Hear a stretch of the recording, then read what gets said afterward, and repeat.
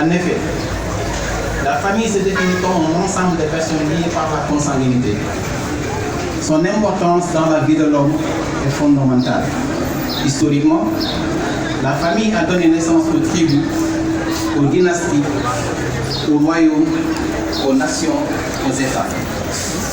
Son postulat de socle de la société fait que la famille a toujours été l'objet de plusieurs influences socio-politico-religieuses, cherchant à la façonner chacune dans le sillage de l'atteinte d'objectifs stratégiques pour la survie de la communauté humaine. Deux tendances s'opposent alors parmi ces sources d'influence. La religion, qui fait face au mouvement qui prône la liberté de genre. Naturellement, nous traitons uniquement celle qui est la plus positive, à savoir l'islam. Alors, comment l'islam traite la question de la famille? Nous y répondrons à travers des analyses tirées du Coran et des écrits du Cheikh.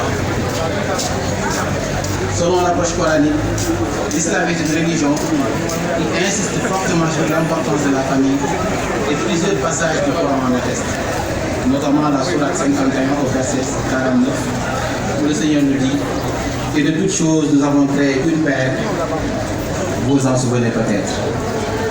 Toujours au niveau de la sourate 7, verset 189, le Seigneur nous rappelle que c'est lui qui vous a créé d'un seul être dont il a tiré son épouse, pour qu'il trouve de la tranquillité auprès d'elle. Et lorsque celui-ci put cohabiter avec elle, elle conçut une légère grossesse, avec quoi elle se déplaçait facilement. Puis lorsqu'elle se trouva alourdie, tous deux invoquèrent le Seigneur.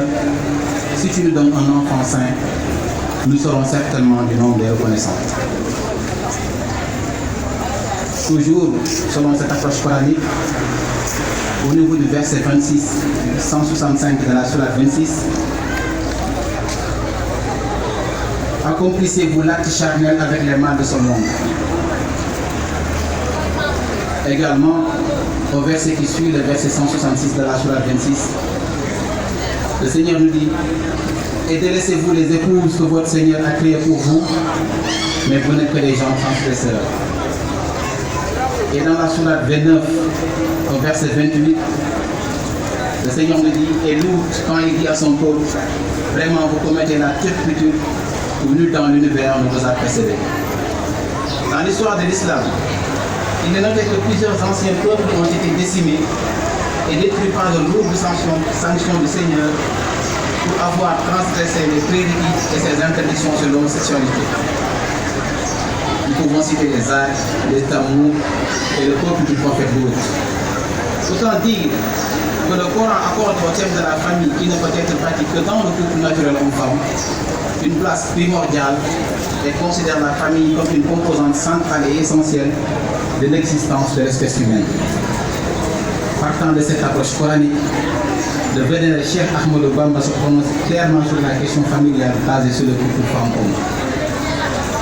Dans son ouvrage intitulé Mon ami Rassoulou, Serigne Touba écrit « La fornication et l'homosexualité sont deux pratiques abominables dont les auteurs sont répréhensibles devant l'islam. » En outre, dans Moulayin Soudou, il réaffirme clairement la fornication et l'homosexualité sont deux péchés liés à la vie sexuelle, dont il faut se garder pour que le Seigneur mette le croyant sur la voie de la droiture. Partant de cette position du Cheikh, les différents khalifes de Serigne Touba ont eu à s'illustrer de très belle manière par le traitement qu'ils ont apporté à la question de la famille. Serigne Mountakha Mbacké, actuel khalif de Serigne Touba, qu'Allah lui accorde une longue vie et une santé de fer, s'est illustré brillamment sur cette question. Ainsi, en recevant le mouvement citoyen Anti-Samodikoli, il a pris une position très claire et sans équivoque, en exprimant son opposition radicale à l'homosexualité et en montrant sa ferme détermination à faire face à toutes les tendances sournoises qui cherchent à l'implanter dans le pays. Serigne Mountakha Mbacké, généreux homme de Dieu, le Sénégal, à travers la journée mondiale Cheikh Ahmadou Bamba, vous rend un hommage grandiose et vous exprime toute sa gratitude et sa sollicitude. Il ressort des sources coraniques, prophétiques, des enseignements pratiques de Cheikh Ahmadou Bamba des positions et décisions historiques et engagées des khalifes généraux que dans l'architecture de la foi islamique, la famille est placée par Allah comme une brique spirituelle prioritaire. Pour conclure, l'islam est une religion qui place l'homme au centre de sa mission. Dieu dans le Coran proclame: nous avons élevé l'homme au-dessus des autres espèces. Il proclame encore que la seule mission de l'homme sur terre qui vaille est d'adorer le Seigneur. Pour réussir cet objectif premier assigné à l'homme, le Seigneur lui a délivré un cadre logique et naturel, un framework civilisationnel qu'est la famille bâtie dans le couple homme et femme.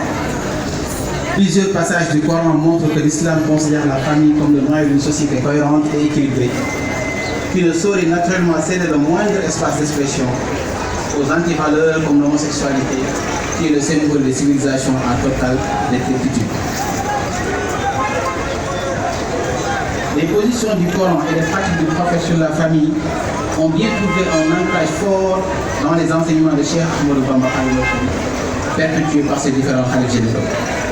C'est dire que les gouvernements d'ici et d'ailleurs gagneraient beaucoup à adopter la vision islamique sur la famille, ce qui épargnerait alors l'humanité des crises des valeurs qui secouent fortement le monde et la race humaine.